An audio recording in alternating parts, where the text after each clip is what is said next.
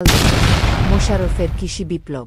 জীবনে হার মানা নয়, লড়াই করলেই আসে সাফল্যে। মোশাররফ হোসেন নীলফামারীর প্রত্যন্ত গ্রামের এক সাধারণ কৃষক। একমাত্র জীবিকা তার সামান্য জমি।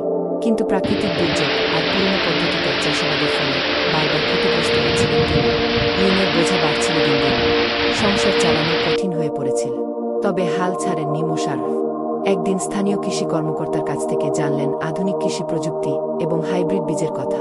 সিদ্ধান্ত নিলেন এবার নতুন কিছু করতেই হবে। পুরনো পদ্ধতি বদলে শুরু করলেন সমন্বিত চাষাবাদ। ব্যবহার করলেন উন্নত জাতের বীজ এবং ড্রিপ সেচ প্রযুক্তি। প্রথমবারেই ফলন হল দ্বিগুণ। মোশাররফের চোখে তখন স্বপ্নের আলো। যে জমি তাকে ঋণের বোঝা দিয়েছিল, সেই জমি এখন তার মুখে হাসি ফোটাচ্ছে।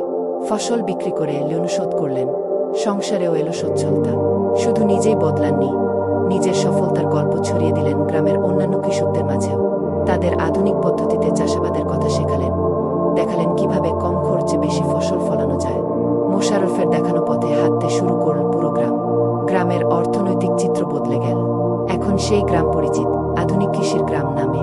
মোশাররফ প্রমাণ করলেন, পরিবর্তন মনের জোরেই শুরু হয়। পরিশ্রম আর অধ্যবসায়ী সাফল্যের মূল চাবিকাঠি।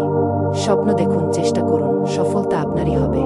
কৃষিতে পরিবর্তন আনুন, সাফল্যের গল্প লিখুন। জি মার্ক এগ্রো গাইড সাফল্যের পথে আপনার সাথে।